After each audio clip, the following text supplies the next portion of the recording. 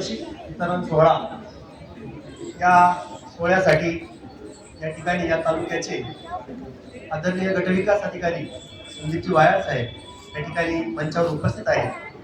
त्याप्रमाणे आमच्या शिक्षण विभागाचे आमचे मार्गदर्शक गट शिक्षणाधिकारी संजयजी कुसळकर साहेब, त्यानंतर प्रसिद्ध सर्जन आदरणीय डॉक्टर पैलवान सर, त्यानंतर नायब तहसीलदार साहेब आणि मोहिते मॅडम आणि उपस्थित सर्व पालक वर्ग। मित्रांनो, आताच आजगर सरांनी अतिशय सुंदर असं स्पर्धा परीक्षेमध्ये आपण कसं यश मिळवावं याविषयी सविस्तर आपल्याला सांगितलेलं आहे। आपण या ठिकाणी उज्ज्वल यश संपादन करून या मंचावर सत्कार स्वीकारण्यासाठी या ठिकाणी उपस्थित झालेला आहे। आजचं युग कसं पाहिलं तर खरोखर स्पर्धा परीक्षेचं युग आहे। या स्पर्धा परीक्षेमध्ये यश मिळवण्यासाठी तुम्हाला ही स्पर्धा परीक्षा एका सूक्ष्म नियोजनाने करावी लागते आणि जर कोणती परीक्षा तुम्हाला द्यायची असेल किंवा प्रत्येक तरुणाचं एक स्वप्न असतं की मला एक चांगली नोकरी मिळाली, मी प्रशासकीय सेवेमध्ये त्या ठिकाणी जावं आणि मग या प्रशासकीय सेवेमध्ये जाण्यासाठी जो खडतर मार्ग त्या ठिकाणी आता सध्या सुरू आहे तो आहे स्पर्धा परीक्षा। जर तुमच्याकडे सूक्ष्म नियोजन असेल, अभ्यासामध्ये सातत्य असेल आणि तुमची मेहनत आणि जिद्द आणि चिकाटी असेल तर मला वाटतं तुम्हाला हे यश संपादन करण्यापासून कोणीही रोखू शकणार नाही। बघा विद्यार्थी मित्रांनो, स्पर्धा परीक्षा यश मिळवण्यासाठी आत्मविश्वास आपला तितकाच गरजेचा असतो, त्यानंतर आपल्या प्रयत्नामध्ये सातत्य आवश्यक असतं। मग स्पर्धा परीक्षा करत असताना आपल्याला प्रत्येक वेळेस यशच मिळेल असे नाही। आज तुम्ही पुरस्कारार्थी विद्यार्थी या ठिकाणी आलेला आहात, परंतु बऱ्याच विद्यार्थ्यांना त्या ठिकाणी अपयश त्यांच्या पदरामध्ये पडलेलं असेल। मग आपण हे अपयश जे आपल्याला येत असतं, आपण जर आतापर्यंत बघितलं असेल की जेवढे पण त्या ठिकाणी यशस्वी झालेले पुरुष असतील, यशस्वी झालेल्या स्त्रिया असतील, यांच्या जीवनामध्ये अपयशाचा एक मोठा टप्पा त्या ठिकाणी आलेला असतो आणि हा अपयशाचा टप्पा पार केल्यानंतरच त्यांना त्या ठिकाणी यशाचं शिखर मिळालेलं असतं। म्हणून आपण त्या ठिकाणी अपयश आलं म्हणून कधी खचून जायचं नसतं। या स्पर्धा परीक्षेचा उद्देशच हा असतो की या राष्ट्रावर, या देशावर प्रेम करणारे सुजाण नागरिक आपण घडले पाहिजे। ही परीक्षा केवळ ज्ञानाची आहे असं तुम्हाला वाटतं का? तर नाही, निश्चित नाही। ही परीक्षा आहे तुमच्या संयमाची, ही परीक्षा आहे तुमच्या शिस्तीची, ही परीक्षा आहे तुमच्या मेहनतीची। जर तुमची मेहनत करण्याची तयारी असेल तर तुम्हाला यश नक्कीच मिळणार आहे। Your future is depends on what you do today. तुमचं फ्युचर जे आहे, तुमचं भविष्य जे आहे, तुम्ही आज काय करत आहात यावर ते डिपेंड आहे।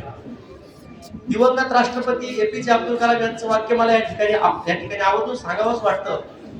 The dreams which is not you see in sleep but it is something that does not let us sleep.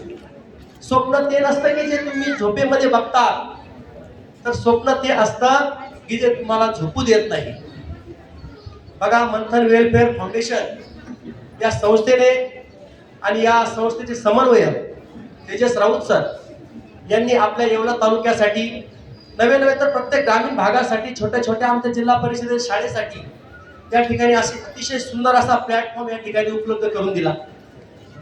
या प्लॅटफॉर्मच्या निमित्ताने तळागाळातल्या विद्यार्थ्यांना त्या ठिकाणी एक सुंदर असं व्यासपीठ मिळालं, स्वतःच्या बुद्धिमत्तेचा कस लावण्याची त्या ठिकाणी संधी मिळत आहे।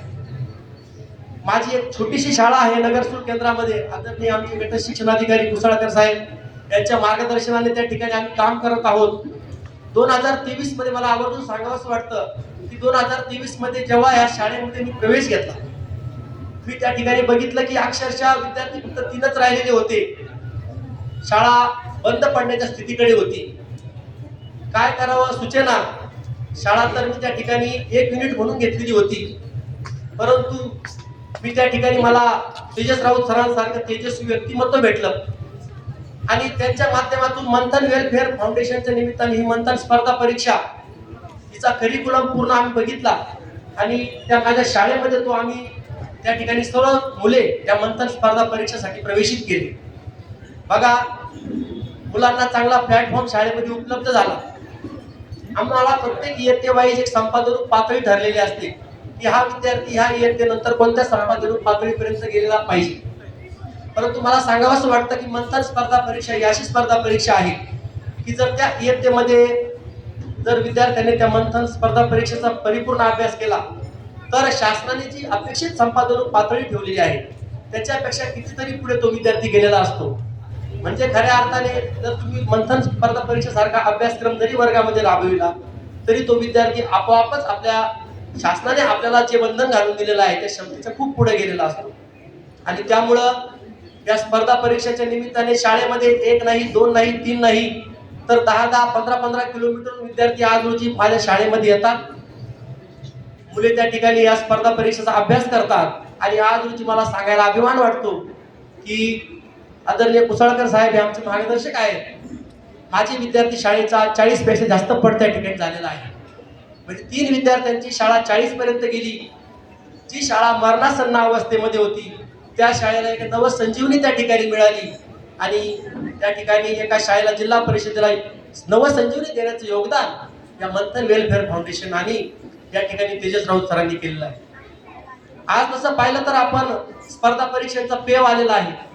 खूप स्पर्धा परीक्षा त्या ठिकाणी होतात परंतु तेजस राऊत सरांचं सूक्ष्म नियोजन आणि पारदर्शकता या 2 गोष्टींच्या भरोशावर सर्व त्या ठिकाणी सेंटर या मंथन वेलफेअर फाउंडेशनच्या त्या ठिकाणी वाढलेले आहेत. सर्व विद्यार्थी त्या ठिकाणी या स्पर्धा परीक्षेमध्ये प्रवेशित होत आहेत आणि विद्यार्थ्यांना चांगला प्लॅटफॉर्म मिळतो आहे. मी तेजस राऊत सरांना या ठिकाणी खूप खूप धन्यवाद देतो की आमच्यासारख्या छोटा जिल्हा परिषद शाळा या स्पर्धा परीक्षेच्या निमित्ताने होईना त्यांना त्या ठिकाणी नवसंजीवनी मिळत आहे. आणि असंच कार्य त्यांच्या हातून यापुढे होत राहू. विद्यार्थी मित्रांना सुद्धा या ठिकाणी मी मनपूर्वक शुभेच्छा देतो. आणि जाता जाता एवढेच बोलेल की लहरों से डरकर नौका पार नहीं होती और कोशिश करने वालों की कभी हार नहीं होती. थँक्यू. जय हिंद जय भारत.